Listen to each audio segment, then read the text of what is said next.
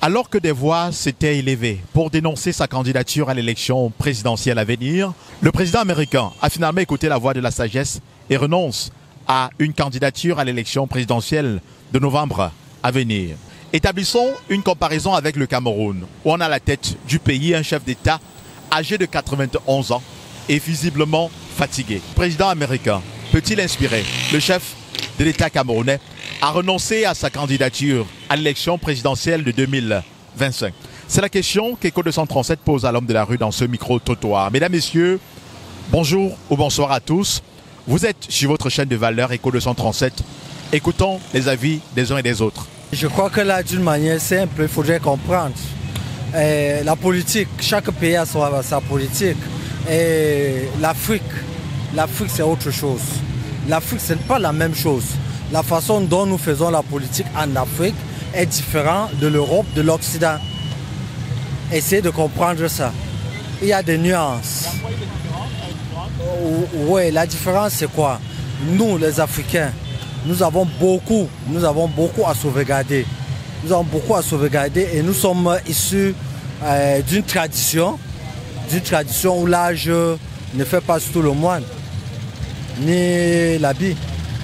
Est-ce que selon vous, vous pensez sincèrement du fond de votre cœur qu'un homme qui a 91 ans, on voit un peu l'état de nos grands-parents au village, est-ce que vous pensez qu'il est encore solide, qu'il est suffisamment encore fort et intelligent pour pouvoir tenir pendant 7 ans, pour prendre le cas du président Paul Biya, qui tiendra encore 7 ans si jamais il venait à remporter l'élection présidentielle à venir, à être candidat et à le remporter? Oui, si ce cas c'est différent, si vous constatez, vous allez savoir, c'est la population, c'est-à-dire sa population qui est en train de le soutenir. C'est la population qui demande au président Paul Biya à se représenter pour une énième fois. C'est ça la différence. Et pourtant en Amérique, c'était la population qui a estimé que Biden est vieux. Donc voilà la différence, il y a une nuance. Bon, je suis maintenant en train de prendre votre avis, vous en tant que... vous faites partie de cette population-là, vous en tant que Camerounais. Si on demandait votre avis personnel, est-ce que vous êtes favorable à une candidature du chef de l'État à l'élection présidentielle à venir, vous particulièrement? Bon, la candidature du chef de l'État, bon, je crois qu'il est sage. Et on a toujours parlé de la force de l'expérience. Et si vraiment il se sent capable à diriger ce pays, ce noble pays, pourquoi pas? Les démocraties ne se ressemblent pas. Les États-Unis sont une très grande nation sur le plan démocratique. Et avant même des élections, un candidat peut désister. Tel est le cas du président Joe Biden, qui moi je félicite. Maintenant, revenant à la question proprement dite par rapport au Cameroun, nous sommes toujours à la merci de ce tralala-là. Il n'y a pas encore véritablement de la démocratie au Cameroun. Je ne vois pas le président Paul Biya en train de renoncer. C'est totalement incompatible.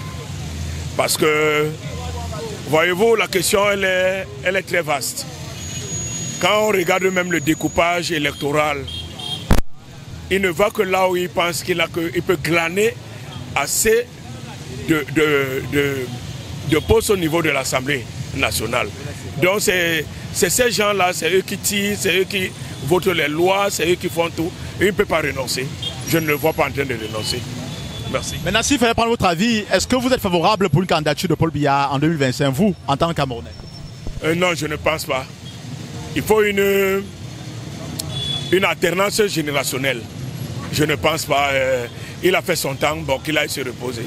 Moi, tout ce que je peux dire pour le Cameroun, c'est que le président de la République doit prendre l'exemple de Joe Biden, qui est âgé, et que notre président actuel est aussi âgé, et de laisser le pouvoir à un jeune qui peut vraiment diriger notre pays, parce que le régime actuel, ça ne va pas. Moi, de mon point de vue, il faudrait même éradiquer tout le régime en place, pour mettre la nouvelle génération pour puisse conduire le Cameroun en avant. Sinon, ça ne va pas du tout. Nous, les jeunes, nous souffrons. Il n'y a pas des emplois et tout ça. On se démerde. Je ne pense pas, honnêtement, parce que nous fonctionnons... la République camerounaise a copié un peu du modèle traditionnel. C'est-à-dire que c'est comme si c'était une chefferie, même si on dit république, c'est comme si c'était une chefferie. Donc on respecte tellement les patriarches dans notre environnement social.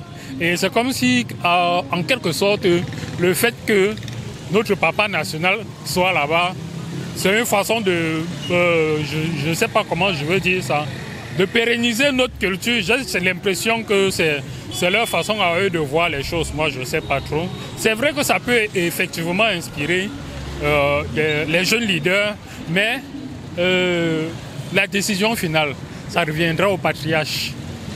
Ça reviendra au patriarche, parce qu'il faut se dire les vérités quand même. À plus de 92 ans, je ne pense pas qu'on ait des capacités de pouvoir manager, gérer un pays tout entier.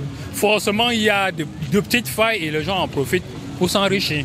Non, ce n'est pas un même niveau, puisque Joe Biden, même voyant à la télévision, il s'écroulait. On l'a demandé de renoncer, il n'a pas voulu. Bon, voyant maintenant que la santé n'allait plus bien, il a préféré lâcher l'éponge. Donc on voit le président camerounais, quand on voit le président camerounais, il marche. Mais Joe Biden n'arrivait plus à bien marcher, même s'exprimer. Hein, il a trouvé mieux de jeter l'éponge. Vous, en tant que Camerounais, est-ce que vous pensez que... est-ce que vous êtes favorable à une candidature du président camerounais à la prochaine élection présidentielle, vous? Oui, puisqu'on le voit, il marche bien. Est-ce que marcher seulement suffit? Oui, il faut aussi s'exprimer. Est-ce que le Cameroun a des problèmes? Moi, je ne trouve pas que le Cameroun a des problèmes pour demander, on peut dire, la démission de notre président. Tout actuellement marche bien au Cameroun. On n'a pas demandé de démissionner, mais l'élection présidentielle à venir, c'est dans un an. On parle de cette élection-là, être encore candidat. À son âge, il a quand même 91 ans. Est-ce que pour vous, ce serait logique, ce serait une bonne chose pour le Cameroun? Nous voulons un pays qui tourne, qui marche bien. Le physique de notre président, on le voit marcher. Mais Joe Biden ne marchait plus, il marchait par moments, il s'écroulait seul. Hein? Vous ne pouvez pas dire que le Cameroun marche. Nous voyons, regardez la circulation, il n'y a pas de problème au Cameroun. Hein? Nous ne pouvons pas dire que notre président doit jeter l'éponge. Le président Paul Biya a besoin de rester encore pour bien régner et garder sa population. Et même celui qui des États-Unis a besoin encore de manger. Mais vous, pour parler du cas du président camerounais, est-ce qu'à 91 ans, il est encore facile pour un homme de cet âge-là de gouverner un pays? Mais c'est la sagesse. Et c'est l'âge qui gouverne. Ce n'est pas n'importe qui qui gouverne un pays comme ce que Paul Biya est en train de faire là. C'est un grand président. Mais beaucoup de personnes, la grande majorité, d'après un sondage qui est effectué, estiment qu'il est assez âgé et qu'il devrait se reposer. Est-ce que c'est votre avis? Non, il n'y a pas l'âge. Il n'y a pas l'âge. Lui, c'est sa tête, c'est sa sagesse. Paul Biya, c'est un grand président. Il faut seulement qu'il change les gens qui ne veulent pas bien travailler. Joe Biden a finalement renoncé à être candidat à l'élection présidentielle de novembre prochain. Est-ce que sa décision peut inspirer nos dirigeants en Afrique? Pour prendre le cas du Cameroun, avec un chef d'État qui est quand même âgé, non? À mon avis, ça ne va pas inspirer. Parce que nous, en Afrique, on aime trop le pouvoir. Le pouvoir, on est trop soif pour le pouvoir. Mais si ça concerne l'âge que Joe Biden a décidé de démissionner, chez nous en Afrique, nos présidents sont toujours forts. Ils sont toujours en forme. Si le travail avance bien, on n'a pas de problème. S'il y a la paix, on n'a pas le problème. Pour prendre le cas du Cameroun, est-ce que vous pensez que notre président est assez fort pour continuer? Il est assez fort parce que le 20 mai, il s'est tenu debout. Il a donné les discours, il a fait les choses. Et moi, je vois qu'il est fort concernant l'autre, sa santé, il est fort. Est-ce que diriger un pays se limite à se tenir debout et faire un discours, d'après vous? Diriger un pays, se tenir debout. Puisque vous avez dit que le 20 mai, on a vu le chef de l'État camerounais se tenir debout et faire un discours. Est-ce que ça se limite à ça, diriger un pays? Est-ce qu'il ne faut pas plus que cela? On regarde l'âge avancé du chef de l'État, 91 ans quand même, non? Est-ce que vous pensez véritablement, sincèrement, qu'il peut encore tenir pour 7 ans? Robert Mugabe a fait plus que ça, si moi je peux me rappeler. Et diriger un pays, c'était tenir debout et parler, disons les mots qui sont sortis dans sa bouche. Si ce n'est pas le mot comme quelqu'un qui était trop âgé. Disons que c'est le mot qui nous donnait les idées, inspiration aussi pour vivre pendant longtemps aussi. Ça peut bien inspirer notre chef d'État camerounais pour qu'il essaie un peu de copier comment ça se passe dans les pays qui sont démocrates. Donc à mon avis, ça peut vraiment inspirer notre chef de l'État pour qu'il puisse copier comment ça se passe ailleurs, à l'extérieur, quoi.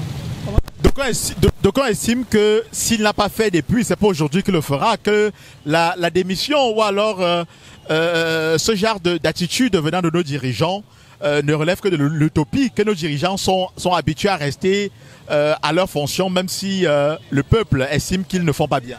Oui, si vous voulez mon avis, moi je pense que notre chef d'État peut copier cet exemple et ne pas se représenter à l'élection présidentielle de 2025. Le Cameroun et les États-Unis ont deux contextes politiques différents. Il revient à chaque dirigeant de juger de l'opportunité d'une telle décision. Mesdames, Messieurs, j'espère que vous avez pris du plaisir à écouter les avis des personnes rencontrées dans les rues de la capitale économique de Douala où nous nous trouvons, qui ont bien voulu s'exprimer au micro d'Echo 237. C'est ici que nous allons mettre un terme à cet autre micro-trottoir.